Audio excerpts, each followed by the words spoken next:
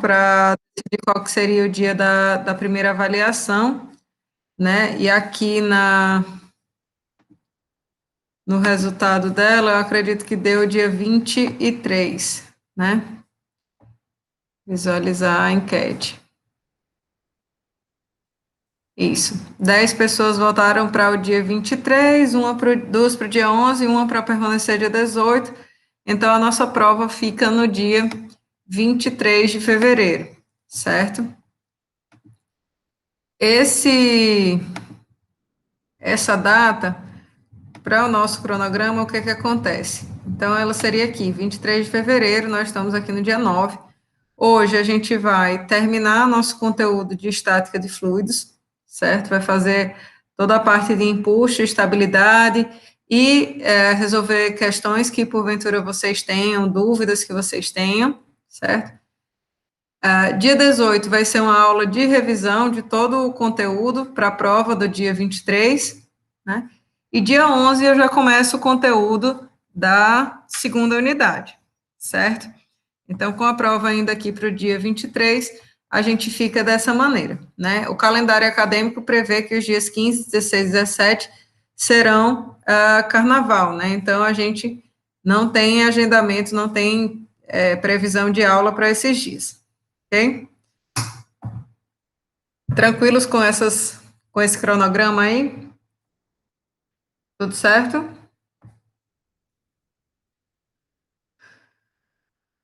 Então, ótimo.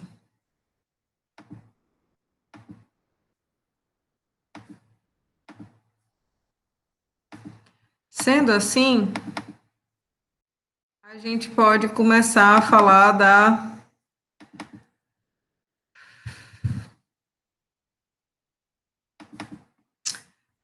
dos nossos últimos tópicos em estática de fluidos, né? Na aula passada, a gente terminou, né, fazendo algumas questões de forças hidrostáticas sobre superfícies submersas, né? Vimos como que a gente fazia para justamente estar determinando o ponto de aplicação de uma força, né? Qual que era o módulo dessa força resultante. Então, esses foram aspectos que a gente abordou na aula passada. Vocês têm alguma dúvida? Tentaram fazer alguma questão com relação a esses assuntos aí, de forças hidrostáticas?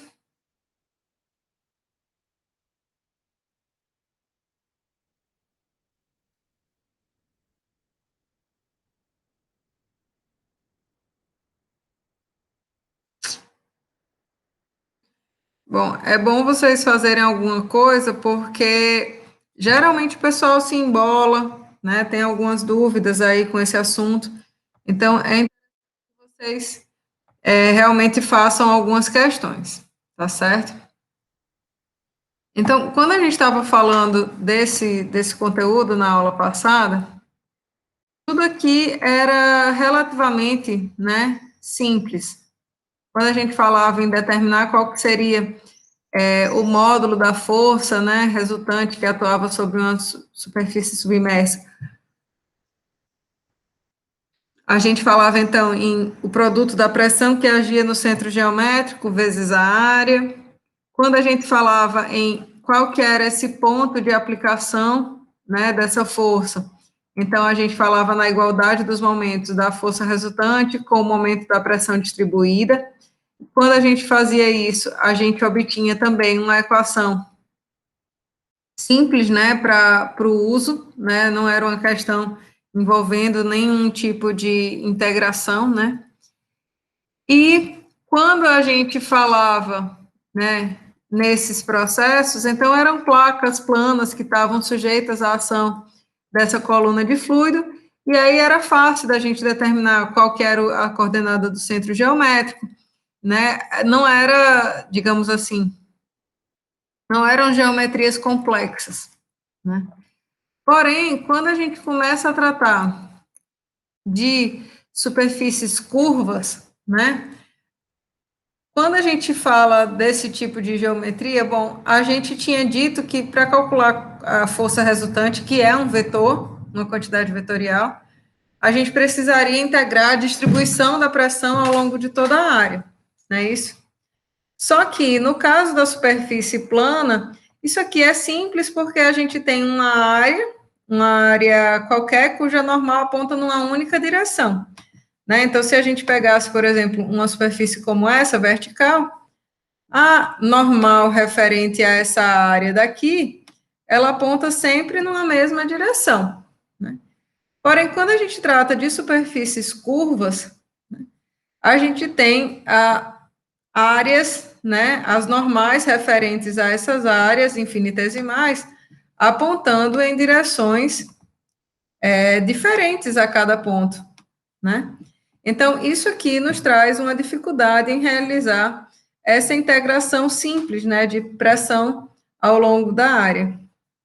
Então, seria necessário a gente pegar essa força resultante, decompô-la em suas componentes na direção x, y e z, e aí fazer a integração de cada uma dessas forças, né, de cada uma das forças resultantes em cada uma da direção, correspondendo ao produto pressão vezes a área naquela direção, né? Então, isso seria um problema de integração realmente bastante complicado, né? Para contornar, né, essa situação, é possível a gente fazer, né, na verdade, compreender esse problema matemático de uma maneira diferente. De que maneira? Se a gente pegar aqui esse bloco de líquido que está cuja pressão atua, né, diretamente sobre essa superfície curva, né, esse bloco de líquido que está interagindo diretamente com essa superfície curva, veja, eu traço uma projeção aqui que vai até o final dessa superfície curva na direção horizontal, e foi traçada aqui uma projeção que vai até o final da superfície curva na direção vertical, né? Então, a gente tem desde o ponto Azão para o Bzão, até Czão, todo esse fluido que está englobado aqui, certo?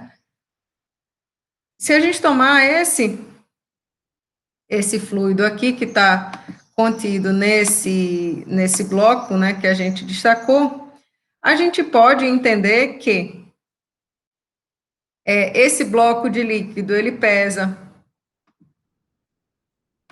uma determinada quantidade de peso aqui, W, certo? Nessa parede aqui, vertical, desse bloco de líquido, né, existe uma distribuição de pressão similar, né, tal qual aquela que a gente viu para as superfícies planas verticais, né, então a gente tem essa equação aqui de uma reta, sendo referente a essa distribuição de pressão aqui nesse lado aqui vertical. E nessa superfície horizontal que a gente traçou, a gente também tem um comportamento tal qual aquele que a gente viu para a distribuição da pressão em superfícies horizontais.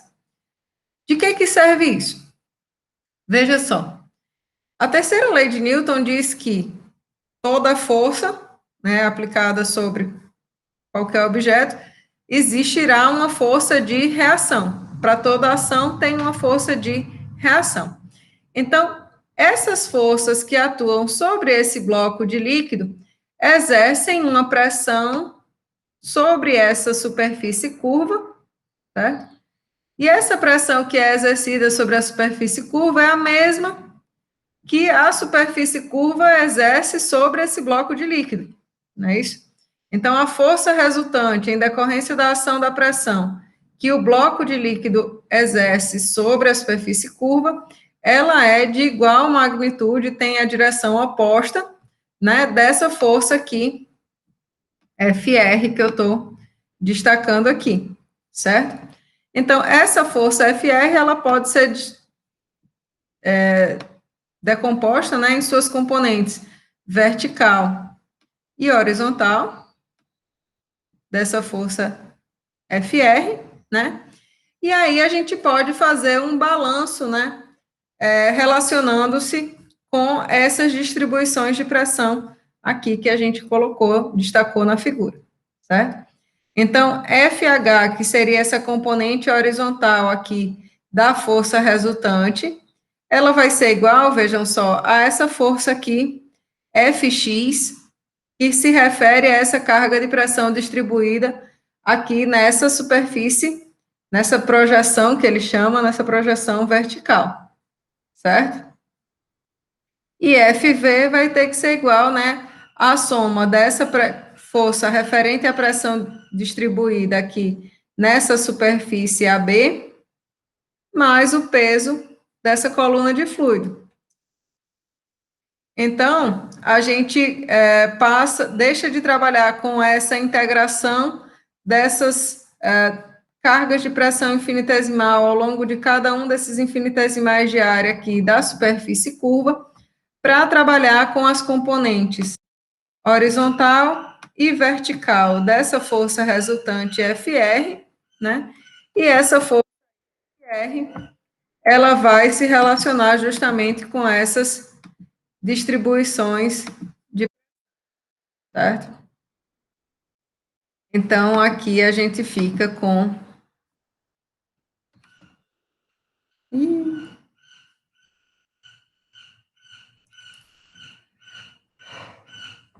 a gente fica com a componente Fx, que seria referente a essa distribuição de pressão nessa projeção aqui BC, né?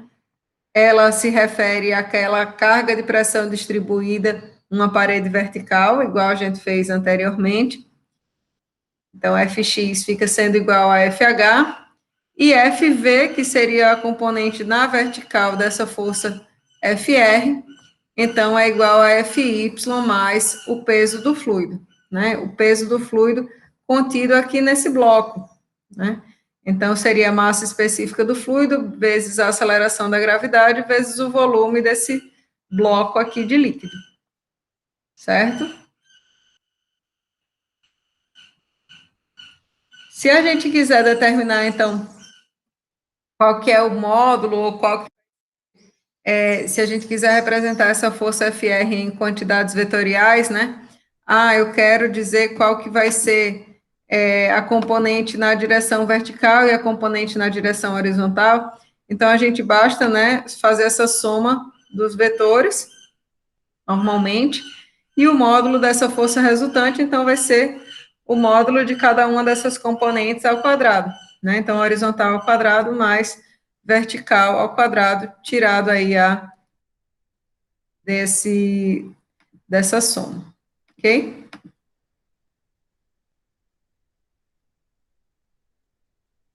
Então, meu povo,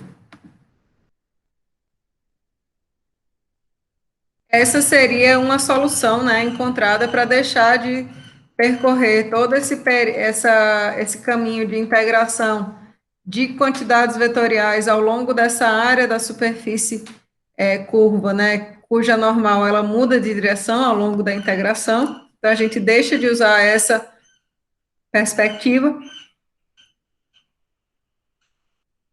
para trabalhar com simplesmente essa soma de quantidades vetoriais referentes à força de reação, né, sobre a superfície curva, tá? Obviamente, né, essas equações tratam-se de um balanço de forças, né, de cada uma das situações que a gente vai encontrar. Então, por exemplo, num caso como esse destacado aí na figura, não faz sentido a gente dizer, né, que a força Fy, que atua aqui nessa superfície curva, ela vai se somar com o peso do fluido, como seria no caso anterior, né? Nesse caso, em que a gente tem esse fluido contido aqui por essa superfície curva, né, ele está acima da projeção, então a gente vê que esse balanço de forças aqui sobre esse elemento curvo vai trazer uma relação de subtração aí entre esse componente Fy e o peso desse fluido, certo? Então, caso essa superfície esteja acima do líquido, nessa direção Y, então a gente subtrai o peso do fluido, certo? é simplesmente uma soma vetorial que vocês vão ter que analisar em cada caso. Não é coisa do outro mundo, a gente pode fazer exercícios mais adiante, voltando sobre isso, ok? Um detalhe é que, se essa superfície curva, né, ela for um arco de circunferência, então essas forças referente à pressão, elas vão gerar uma resultante que sempre vai passar obrigatoriamente pelo centro do círculo, né? Justamente porque a gente tem essa geometria, né, circular. Então, todas as normais, né, referentes a essa área daqui, elas atuam, né, perpendicularmente a essa superfície, e aí a gente tem essa força resultante também atuando perpendicularmente a essa superfície, então a linha de ação dessa força sempre vai passar pelo centro do círculo, certo? Essa questão aqui, ela é bastante interessante, vocês podem tentar fazê-la, né? Na realidade, é bastante simples. Ela traz justamente o caso da gente trabalhar com uma comporta curva, né? E, na realidade, isso aqui é um arco de circunferência cujo raio teria aí 2 metros, né? E aí ela diz, uma comporta curvada com 3 metros de comprimento. Esses 3 metros de comprimento é justamente saindo desse plano da página, certo? Para fora desse plano da página. Está localizada na parede lateral de um tanque. Determine o módulo das componentes horizontal e vertical da força com que a água atua sobre essa comporta. A linha de força dessa força passa através do ponto A? Obrigatoriamente sim, certo? Porque isso aqui é um arco de circunferência, certo? Se a gente quiser resolver, né, essa questão, a gente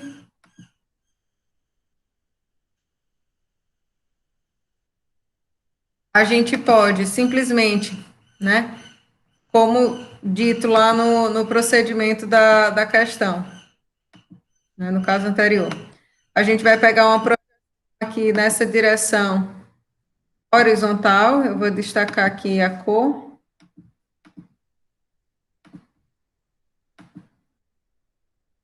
colocar isso aqui um pouco mais espesso.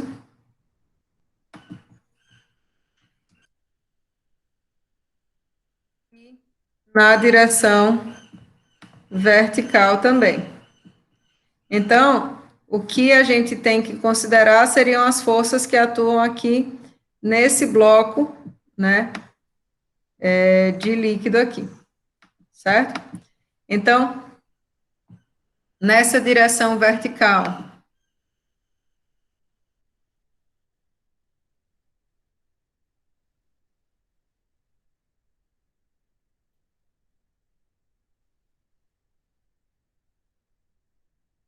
a gente tem uma força Fy aqui, uma força Fx aqui, certo? Elas vão atuar juntamente com o peso do fluido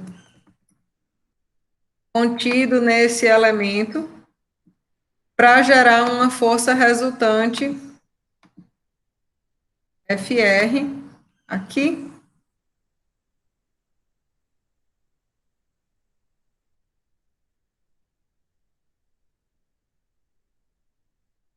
E essa força FR é que a gente vai decompor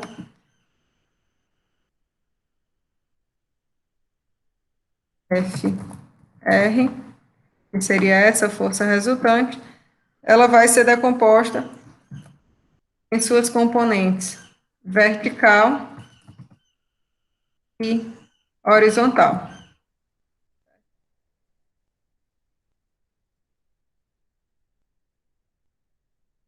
Seria a componente de FR.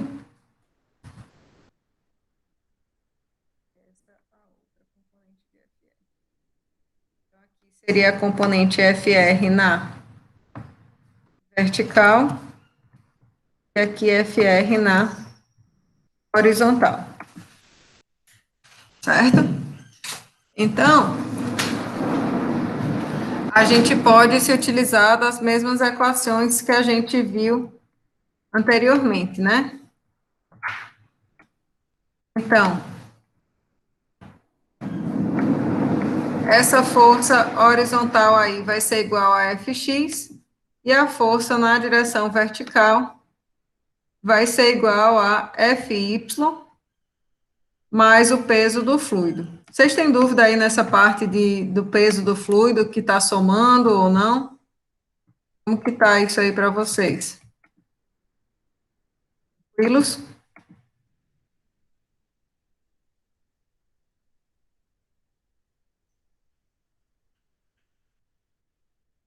Então, Fx diz respeito a uma pressão distribuída, de que forma?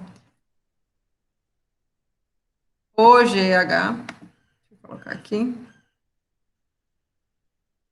cadê?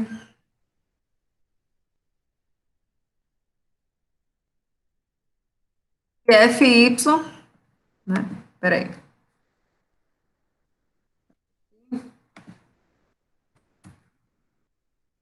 Pressão vezes a área, certo?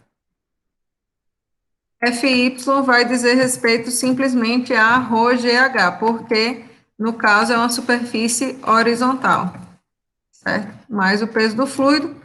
E o peso do fluido aí a gente vê, ó, que é 1/4, né, da circunferência. Então, qual que é o volume do fluido que está contido aí? O peso dele vai ser massa específica vezes a aceleração da gravidade, não é isso? Vezes o volume desse elemento fluido. Então, o volume desse elemento fluido é 1/4 desse comprimento dessa circunferência, ou seja, 2πr,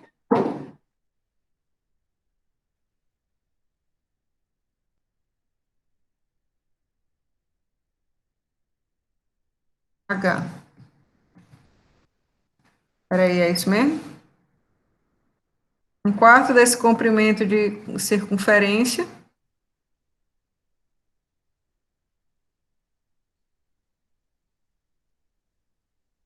vezes.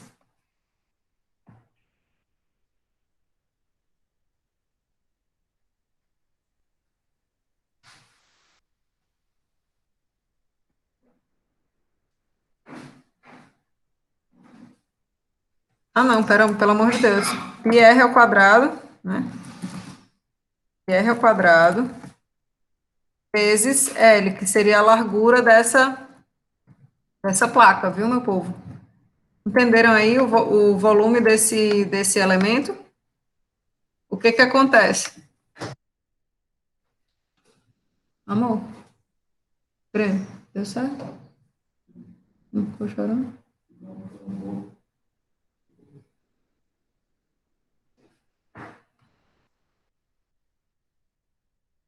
Então, nessa força vertical, que seria Fv aqui, a gente tem a soma de Fy, que é a pressão que atua nessa superfície horizontal, ρgh, onde esse H vai valer justamente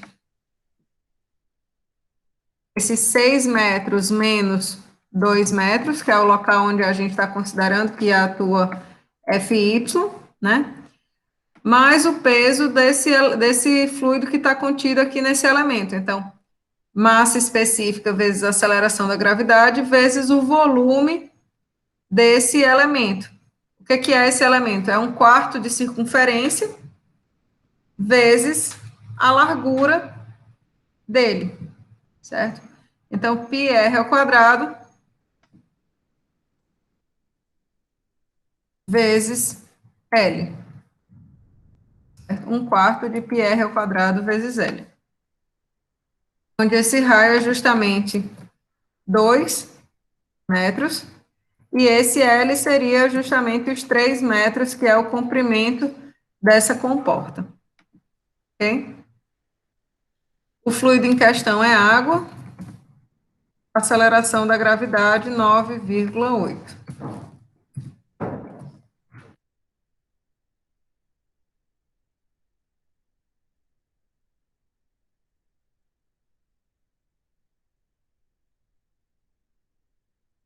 Então, a gente já determinou a componente vertical da força, a componente horizontal, FH, então, é a integração da distribuição da pressão desde esse ponto de coordenadas de profundidade 4 metros até 6 metros, certo?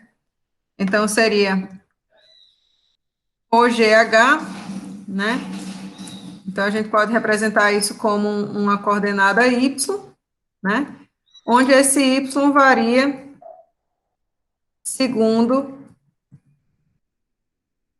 uma largura L dy. Perceba que a gente está fazendo essa integração, pessoal, nessa areazinha aqui, né? Então, aqui é uma área de uma superfície plana vertical. Então, tem uma largura, que seria esse valor aí de 3 metros, vezes um dy, que é uma cota aqui vertical, certo? Então, essa integração aqui ia produzir para a gente justamente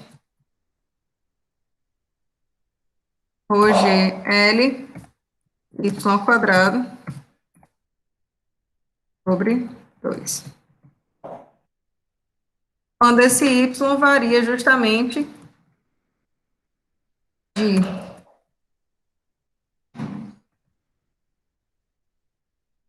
3, né,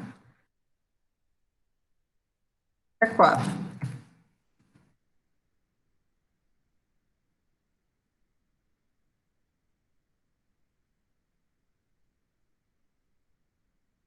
E 9,8 vezes 10 a terceira, vezes 3 metros. Com isso, a gente determinou quem é FH, quem é FV, e essa força resultante FR é simplesmente a soma das duas. Ok? Tranquilos, pessoal?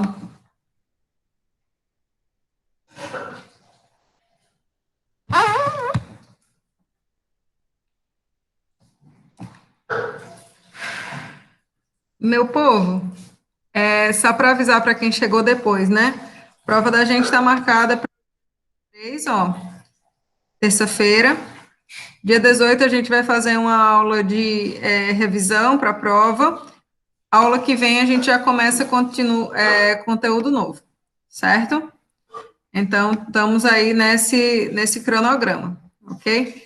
Peço para vocês que procurem os monitores, vejam aí, tirem as dúvidas. Eu vou colocar hoje já no SIGA a lista de o questionário, né, de vocês, que esse questionário vale 1 ponto para a primeira unidade, ok?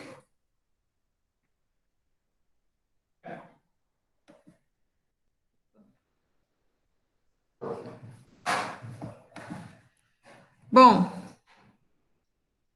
concluindo aí a nossa primeira unidade de fluidos, né, essa parte de estática, o último tópico que a gente tem a tratar é a respeito de empuxo, né? E empuxo, querendo ou não, acho que todo mundo já teve contato, né, com o que seria empuxo, né? Quem nunca colocou, sei lá, um objeto dentro da água e disse, ah, meu Deus, como ficou leve, né? Você tá lá numa piscina, boia, isso também é efeito de empuxo. Então, é um fenômeno que todos nós já tivemos contato em algum momento, né? Toma lá o banho de açude. Então, a força de empuxo, ela surge, né? Essa força de flutuabilidade, ela surge sempre que um objeto ele está submerso, total ou parcialmente, num fluido. Porque o que acontece? Quando um objeto ele está submerso nesse fluido, vai surgir um desbalanceamento de forças referentes à carga hidrostática, né? Então, se a gente pegar, por exemplo, uma placa plana, né, como essa da figura, a gente consegue ver que na superfície superior dela vai existir uma força referente à pressão hidrostática. Essa força que atua aqui nessa superfície superior seria massa específica do fluido, a aceleração da gravidade, a profundidade desse ponto, que seria aqui essa profundidade S, vezes a área, né? Mas a superfície inferior, né, ela está sujeita a uma força que vai ser um pouco maior, né? Essa quantidade um pouco maior se dá justamente pelo fato de que ela vai estar a uma profundidade maior, né? Se a gente considerar aqui que existe uma distância H entre a superfície superior e a superfície inferior, certo? Então, a força inferior, ela tem justamente módulo de massa específica vezes a aceleração da gravidade, vezes a distância desse ponto até a superfície, S mais essa distânciazinha H, vezes a área, né? Então, se a gente for fazer um balanço dessas duas forças, vai ver que a força na superfície inferior, ela é maior, né?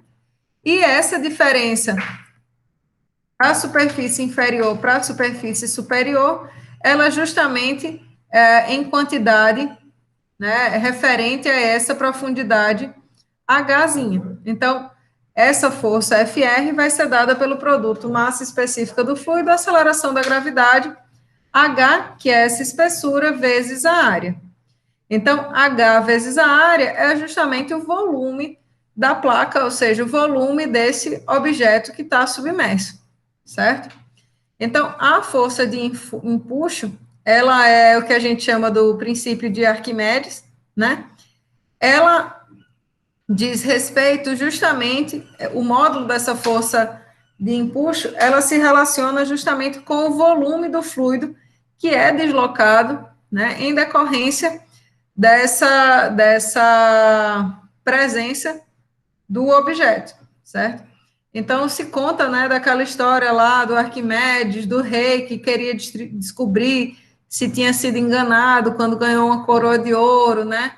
Então, esse processo diz respeito justamente a essa história, né? Então, o princípio de Arquimedes é esse que diz que a força de flutuação que age sobre um corpo, ela é igual ao peso do líquido deslocado por ele, né? Não é igual ao peso do objeto, é o peso do líquido que é deslocado por ele. Então, veja só que a força de empuxo, ela é o produto, ó, da massa específica do fluido vezes a aceleração da gravidade vezes o volume. Não tem nenhuma relação com a massa específica do objeto, certo? Então, além disso, o empuxo ele não depende da distância entre o corpo e a superfície livre, né? Ele surge qualquer que seja essa distância. Se tiver a 1 metro de profundidade ou 5 metros de profundidade, a força de empuxo decorrente da presença de um dado objeto submerso é a mesma, certo? E ela é válida, obviamente, para qualquer corpo, independente da sua forma, né?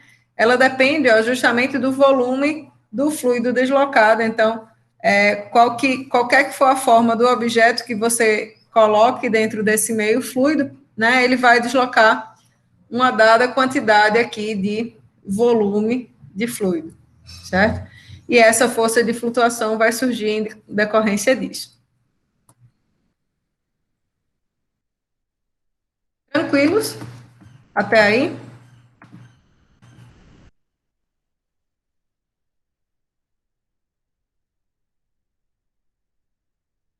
Digam alguma coisa para eu saber ao menos que vocês estão vivos, porque tá certo. Então, essa força de flutuação, a força referente ao empuxo, ela não depende, como eu falei para vocês, nem da forma do corpo, nem da massa específica do corpo, né? Mas, se a gente quiser avaliar quando que um corpo vai flutuar num dado fluido, né? Então, a gente faz essa relação entre o empuxo e o peso. Por quê? Quando ele estiver flutuando, o peso do corpo inteiro, ou seja, o peso de todo aquele objeto, ele vai ter que ser igual à força de flutuação, certo? Então, na ocasião de um corpo flutuando, né, um corpo flutuante, essas duas quantidades, elas têm que ser iguais, certo?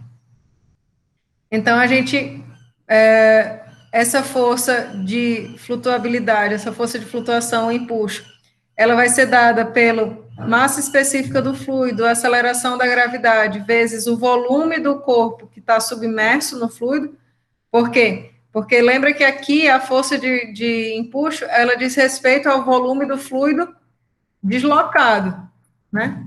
Então, o objeto que está submerso, ele deslocou um volume aqui que se chama volume submerso, certo? De fluido. E o peso, né, do objeto, obviamente, é a massa específica dele vezes a aceleração vezes o seu volume inteiro, tá? Então, a gente pode relacionar essas duas quantidades, né? Obviamente, essa aceleração aqui da gravidade vai se cancelar desses dois lados, né? E aí a gente vai ver que essa fração submersa do volume se relaciona com a razão entre as massas específicas do corpo e do fluido, né? Se a massa específica do fluido ela é maior do que a massa específica do corpo, então a gente tem esse corpo obrigatoriamente flutuando. Se a massa específica do fluido e do corpo forem a mesma, então ele vai ficar suspenso nesse fluido, né? E se o corpo tiver uma massa específica maior, né, então a gente tem a condição em que esse elemento vai ficar completamente imerso no fluido, certo?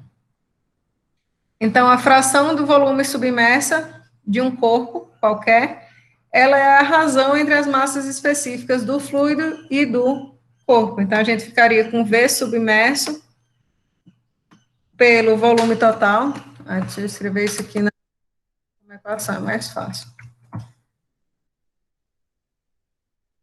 A gente observar essa relação, né? A gente ficaria com a fração submersa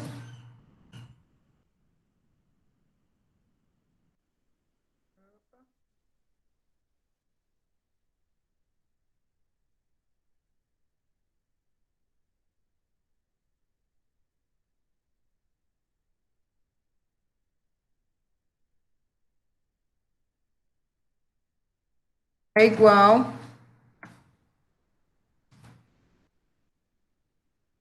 à razão entre a massa específica do corpo e do fluido.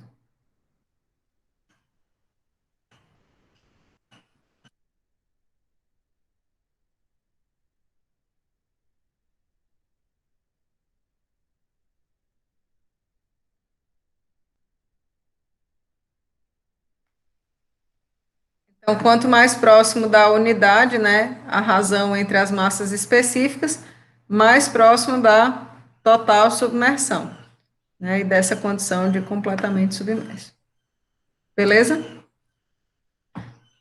Essa questão aqui, ela é bastante simples, mas trata desse assunto de maneira formidável, né? Ela coloca aqui, ó, a figura abaixo mostra o esboço de uma boia com o diâmetro e peso iguais a, o diâmetro é 1,5 metros, o peso dela é 8,5 kN, né? A gente sabe que o peso dessa boia, então, aponta nessa direção. Eita, deixa eu apagar aqui.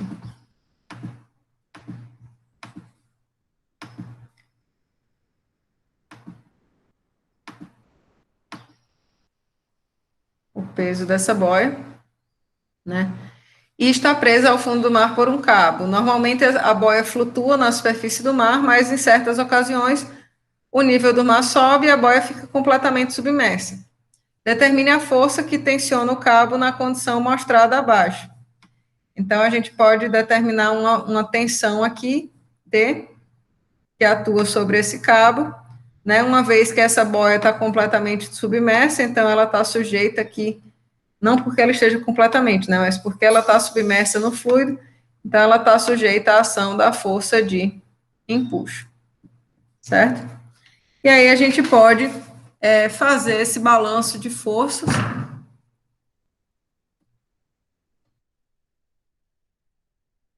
né? E escrever algo como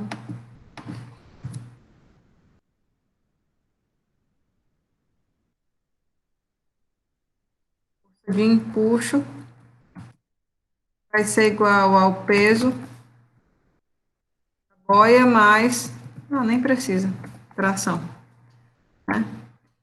Então, a força de empuxo diz respeito ao volume do fluido deslocado, né? A massa específica do fluido, a aceleração da gravidade vezes o volume do elemento. E o peso, né, diz respeito ao próprio corpo.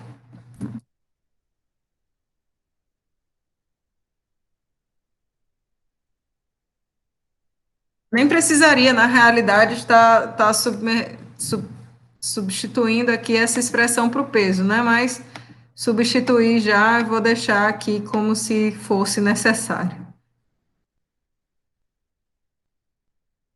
Então, no caso aqui, o peso do fluido ele já dá, que é 8,5 vezes 10 a terceira Newton, né?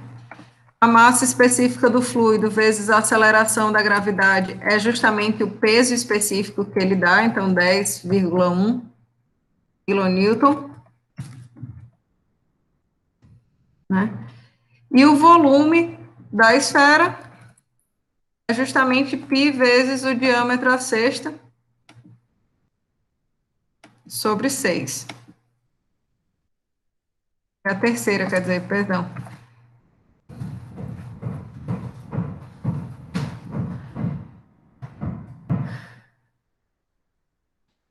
Dessa maneira, a gente só precisa realmente fazer a substituição aí dos valores, né?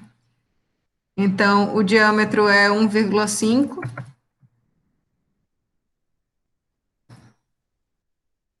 metros, e aí a gente consegue avaliar esse valor da tração, certo? Eu não vou fazer essa continha, mas fica simples aí para vocês, né?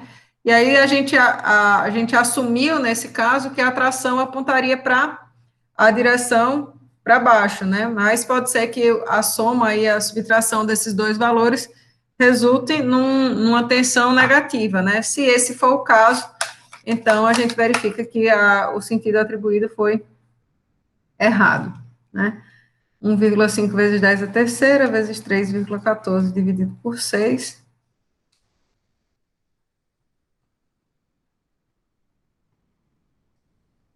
Então, na minha contabilidade aqui, esse primeiro termo deu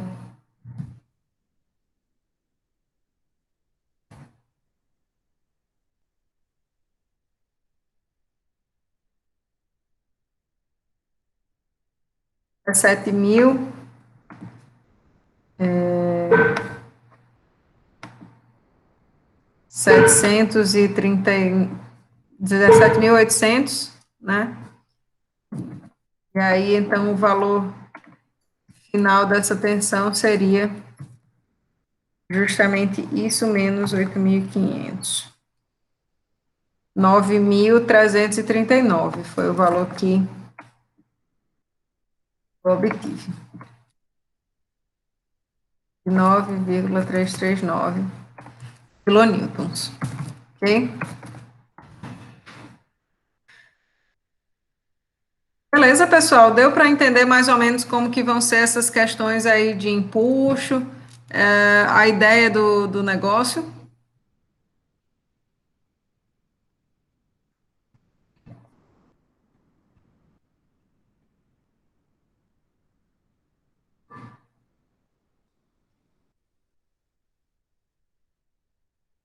Então, a gente tem algumas outras questões referentes a isso, né?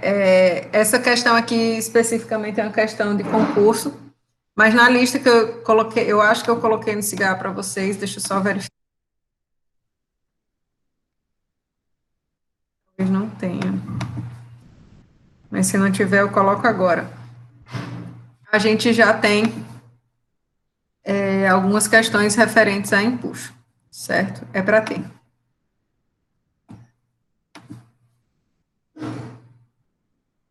Pressão, medição de pressão, características.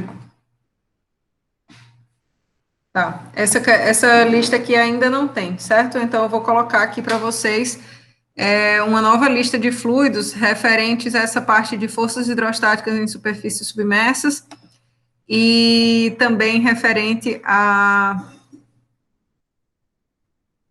essa parte de empuxo, ok? Só para concluir a nossa vida aí com relação a essa segunda unidade, né? Último ponto que a gente tem a abordar é o conceito de estabilidade, né? E, na verdade, esse conceito de estabilidade de uma embarcação, né, está muito relacionado a coisas que a gente já vê na prática em outros aspectos, né? E às vezes não traz para a ideia da mecânica dos fluidos, né? Vocês têm a noção, né, tem a informação de que um carro, quanto mais próximo ele tiver, né, do chão, né, quanto menos alto ele for, mais estável ele tende a ser, né? Então, aqueles sedãs esportivos que são bem baixinhos, né, eles tendem a ser mais estáveis do que, por exemplo, uma caminhonete, do que, por exemplo, sei lá, um Monster Truck, né? Eu falo em Monster Truck porque meu filho é apaixonado por Monster Trucks, tá? Então, esses carros que têm uma altura maior, eles se tornam menos estáveis, né? E a gente tem essa sensação realmente mesmo quando a gente está dirigindo eles, né? E essa ideia de estabilidade, quando a gente fala em embarcações, né, em corpos, objetos submersos em fluidos, na realidade a gente fala de um conjugado, né, que vai existir entre a força de gravidade, a força peso desse elemento e a força empuxo, né? Esse conjugado vai dizer respeito justamente ao fato de em que ponto essa força de empuxo vai estar atuando. Então, veja só, o peso do objeto, ele obrigatoriamente atua no centro de gravidade desse objeto, certo? A força de empuxo, não obrigatoriamente, né? Mas a força de empuxo diz respeito ao volume desse objeto que está submerso no fluido, não é isso?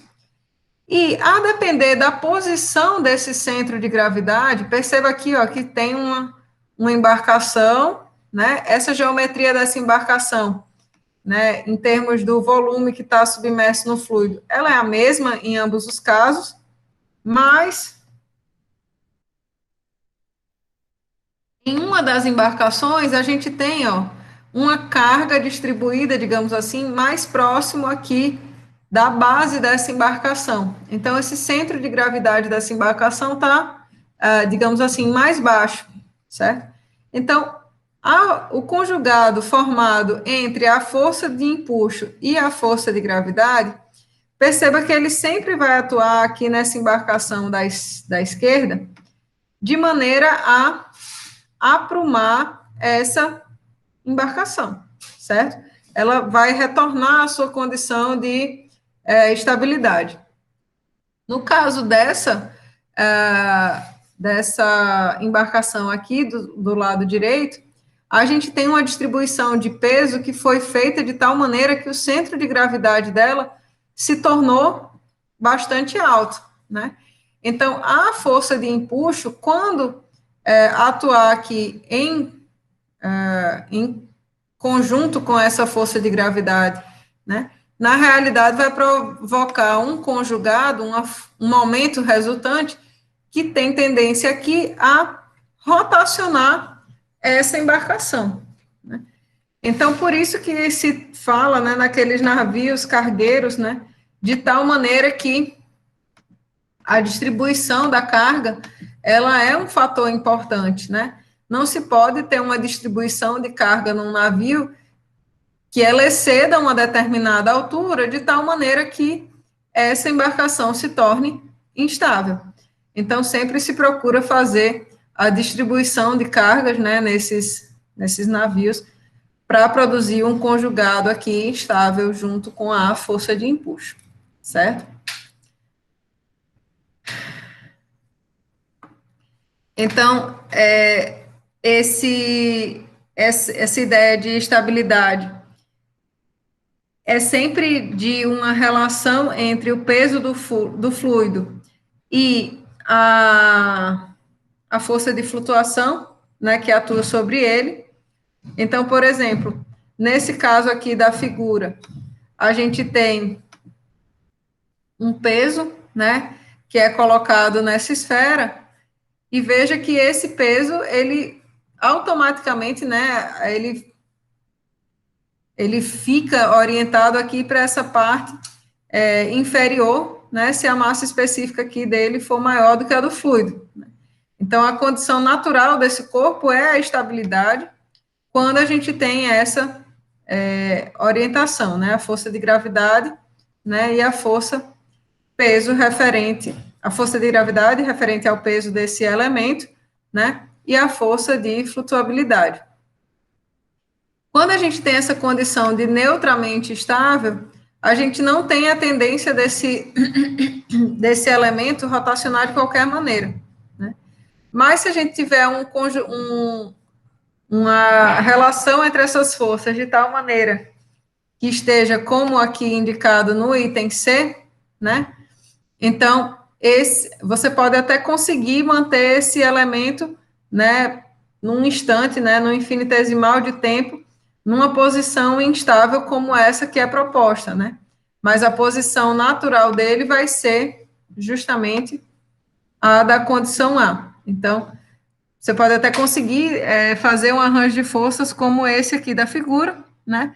Mas o critério de equilíbrio, né, faz com que esse elemento ele tenda a rotacionar aqui de maneira a alcançar essa estabilidade, certo?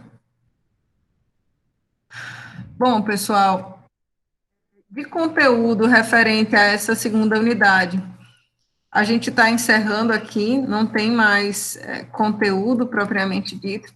Eu fico à disposição de vocês para tirar quaisquer dúvidas referentes a qualquer parte aí do conteúdo, certo? Peço que vocês façam aí as listas de exercício, vejam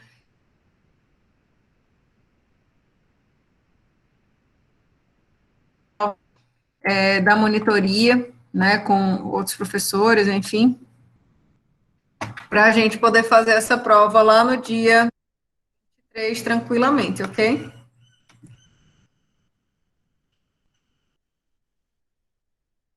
Se não houver nada, a gente dá o nosso encontro de hoje por encerrado, e aí na quinta-feira a gente continua começando o conteúdo da segunda unidade.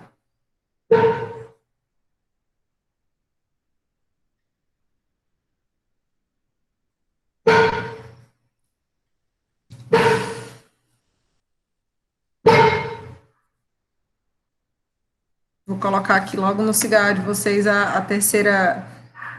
Vou liberar o questionário, vou colocar o material da terceira lista de exercícios, e aí é isso.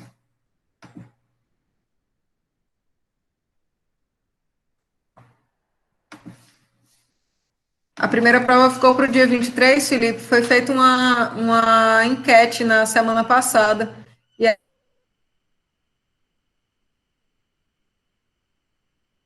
aí, pelo dia,